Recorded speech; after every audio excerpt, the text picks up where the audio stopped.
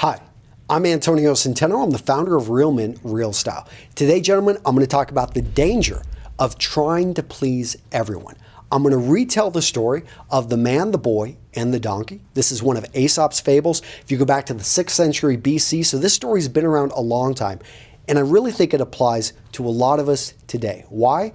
We live in a world in which we take pictures. We're always looking for other people to validate what we're doing. We put things on Facebook, on Twitter, on YouTube, on all these different platforms. And I get a lot of emails of people asking, Antonio, what do you think of this? Antonio, what do you think of that? I go into Facebook and I see people putting up images and, trying to almost put these like perceptions of this image of the perfect family or the perfect, person. I just watched this music video selfie the other day and it just cracks me up. I think in the music video, she gets upset. She pulls it down because it only had so many likes in so many minutes. And really it comes down to, I think there's a real danger out there of us trying to please everyone. So the story, let's get to Aesop's fable. If you haven't heard this before, I think it's a great little story. So basically a man, a boy, and a donkey. They're walking from one village to another. And initially they're all just walking and the boy is leading the donkey, the man's in front of the boy. And somebody passes and says, why are you guys doing this? A donkey is made to carry people. So the man thinks about it and he jumps up on the donkey. Then a couple minutes later, they pass another person. They say, look at that man. He's riding on the donkey while that poor boy is walking. So the man, thinks about it and he reaches over and he puts the boy on top with him. So both of them are now riding the donkey and they pass some more people and they're like, oh my gosh, look at these people, the poor donkey. And so they get off the donkey and the man and the boy think about it. And so they tie up the donkey's legs, they put him on a stick and they start carrying the donkey. Now, as this, they're going over a bridge and the donkey starts, wondering what in the world's going on. And he starts, basically flailing around and falls off the bridge and drowns below in the water. And the point is, if you try to please everyone, you're going to end up failing miserably. Now, I don't think Aesop said it exactly that way, but it is something that as a website owner, as someone that puts himself out there, I get a lot of suggestions and critical feedback, compliments. And it's funny, sometimes in the same day, I'll get an email telling me I'm doing something wrong, and then I'll get a compliment telling me I'm doing that exact same thing right. So how do I make decisions? How do I go forward? I'm going to give you 5 tips on how I move forward. And number one is I have a clear philosophy. Now, this is something that it took us a while to put this together, but I've got my Centeno family values. And I'll post this over in the article. But let's just say we've got certain things that we stand for as a family. And I'm a big believer. I know some of you gentlemen are maybe very religious. There are like things like the 10 Commandments and other things out there, which if you think about that, those are values. Those are a rock for you to go off on. And in a storm, it's very nice when you've got a lighthouse or you've got a beacon out there that, even though when you get disoriented, you can always look to those beacons and you can go to them. Now, again, go check out the article that I'm going to support this video with, and I will go into more detail. You'll be able to download, if you want, the Centeno family values. But those are things when I talk to my kids and they do something. One of them is kindness. And so if I see my kids now, fighting, I ask them, hey, what do we stand for? And it's very easy for them to repeat back, we stand for kindness. Yes, I know sometimes they roll their eyes and that kind of stuff, but when it comes down to it, they're going to understand this, and it is making an impression. And I do see my kids actually taking these and running with them. So it's important to me. Now, point number 2 is small daily improvement. Now, I'm not saying that you can make huge improvements in one day, but it's really discouraging if you set really, really ambitious goals and then you fail and you fail and fail. Instead, I take the Kaizen approach, which is a small incremental improvement every single day. Now, to be honest, I fall back. There are days that I should have gone to the gym and I don't. But you know what? If I go to the gym 4 out of the 5 to 6 days I'm trying to go to the gym, that's still pretty darn good. And I've got little systems in place. I give myself rewards. I try to hold myself accountable. I've actually got a new website that it's called iwilldothis.com. And it's how I'm using, in a sense, holding myself accountable. But scheduling, and the cool part about that is when you have a schedule, you start to build up good habits, and habits are very easy to follow, especially, we've got a lot of bad habits. But if you set yourself up to have a lot of good habits, you're going to find that the momentum is going to take you in the right direction. Another good habit is reading. And this is something that a lot of people, we're doing maybe short form reading, but actually reading a book, having some goals, having that long form reading of classic books, that is a great thing. There's some great book lists out there. I'll probably link you to the one. I like the one over at The Art of Manliness, but there are quite a few other ones out there. And I'd love for you guys in the comments down below to maybe put down some of your favorite books that you feel a man should read for self-improvement. So point number 3 is be positive. Now, I got rid of my television probably over a decade ago.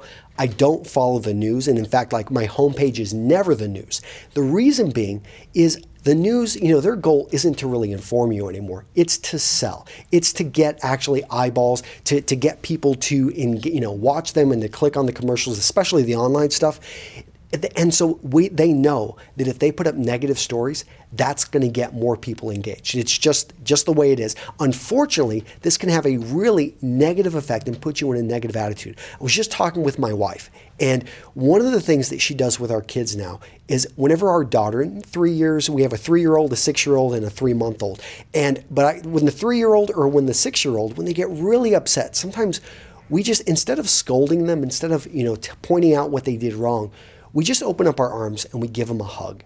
And, it's a very strong positive emotion that we're able to convey. And sometimes that just solves the problem. Doesn't always solve the problem, but a lot of times it does. So find ways to cut out that negativity. Focus on being positive. If you ever send me an email and you send me one that's really nasty, you're going to probably find I just don't respond to you. If you ever leave a really nasty comment, you'll find that we probably just delete it. And in some cases, if it's hateful or, it's really bad, we will ban you from the channel. When it comes down to it, I don't respond to the negative. I simply cut it out. So point number 4 is don't measure yourself against others. I'm pretty fortunate. I live in a small town. Honestly, keeping up with the Joneses in my town, I guess, is buying the next biggest and greatest tractor, which I'm not going to fall into that trap. No, seriously, I'm surrounded by farmers. But if I go visit family out in California, I can tell you it's a lot harder in Southern California not to try to keep up with the Joneses. Everyone's driving a brand new car. Everyone's talking about how their child had just got, on the junior Olympic team or something like that, for some obscure sport. It is tough to try to keep up with people. But when it comes down to it, everyone is on a tough journey. Every one of us is trying to make it through this life. I remember having a conversation with a friend of mine in the Marine Corps, and I went to his house. And I was really kind of envious. I mean, they just had a great house in the New England area. And he had a great relationship with his mother, with his father, with his brothers and sisters. And I remember just looking at this and being a little bit jealous, thinking, man, he really, has it set for him. But later on that day in a run, he actually said something that really stuck with me. He was Tony, I'm actually pretty envious of your position. And I was like, look at me. He's like, you come from a background that isn't as privileged as mine. I have to have a very high expectation of where I'm going to go, where I'm going to be. And, he didn't mean to be offensive, but he basically, you started from a much lower point, and you've already achieved, instead of being an officer of Marines, you've already achieved a lot. And, this is from one officer to another, and really got me thinking of how, you think that someone who maybe has a better start than you has it easier. Not necessarily. Sometimes they hold themselves to this incredibly high standard that they don't, they've got to live up to maybe what their father did. And that's always kind of, really in the back of their mind. So remember that, not to compare yourself with others. If you're going to compare yourself to anyone, compare yourself to yourself yesterday. Okay. And try to improve on that. So point number 5, you have control. Now, I know some of you guys are in situations which are pretty tough. Maybe you're in a country in which the earning power is not super high. Perhaps you come from a really tough background. Both of your parents perhaps died. It could be something in which you're just struggling and you have it. Maybe you have a disability. You were born with a certain type of defect. You've got health issues. Those to me are real problems, are real barriers. Most of us, we just don't want to face the fact that we actually have control. Get rid of the excuses and realize that you can control many things in your life, and it's not the government's fault. It's not, the situation. It really, you can rise above that situation, because as soon as you face that, then all of a sudden you understand that you have the freedom to change it. Now, there's a guy named Viktor Frankl. He wrote a really cool book, Life's Search for Meaning or something like that. But basically, he was in a concentration camp during World War II. And he talked about how his life was not, there was almost no control there, but he could control the way that he looked at the situation. He could control his own happiness.